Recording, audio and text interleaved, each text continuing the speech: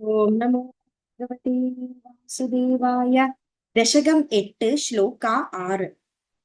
തവ ഏവ വേഷേ ഫണിരാജിശേഷേ ജലൈകശേഷേ ഭുവനെ ശ്മശേഷേ ആനന്ദസാന്ദ്രാനുഭവസ്വരൂപഃ സ്വയോഗനിദ്രാ പരിമുദ്രിതാത്മാ.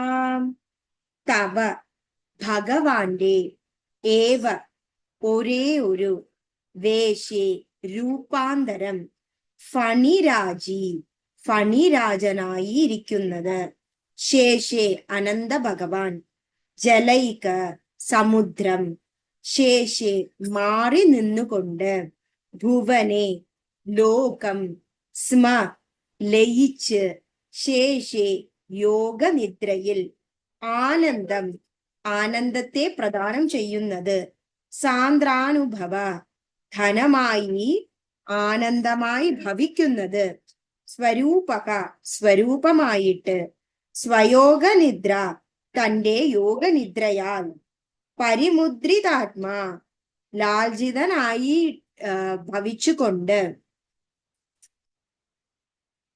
ഭഗവാന്റെ ഒരു രൂപാന്തരമായി കണ്ടുവരുന്നതാണ് നമ്മുടെ സാക്ഷാൽ ഭഗവാന്റെ തന്നെ അംശമായ ഫണിരാജനായ അനന്ത ഭഗവാൻ.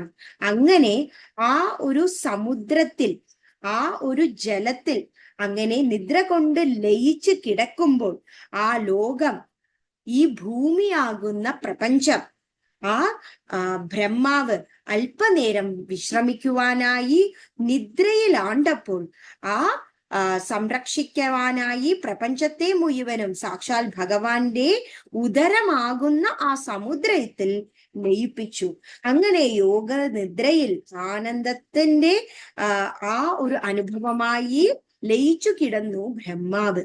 അതിനുശേഷം തന്റെ സ്വരൂപമായിട്ട് തന്റെ യോഗ നിദ്രയാൽ ലാഞ്ചിതനായിട്ടാണ് സാക്ഷാൽ മഹാവിഷ്ണു ആ സമയത്ത് ഭൂമിയെ തന്റെ നാഭിയാകുന്ന സമുദ്രത്തിൽ അങ്ങനെ സംരക്ഷിച്ചിരുന്നത്.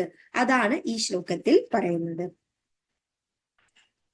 തവൈവ വേഷേ ഫണിരാജിശേഷേ ജലൈകശേഷേ ഭുവനെ ശ്മശേഷേ ആനന്ദസാന്ദ്രാനുഭവസ്വരൂപഃ സ്വയോഗനിദ്രാ പരിമുദ്രിതാത്മാ.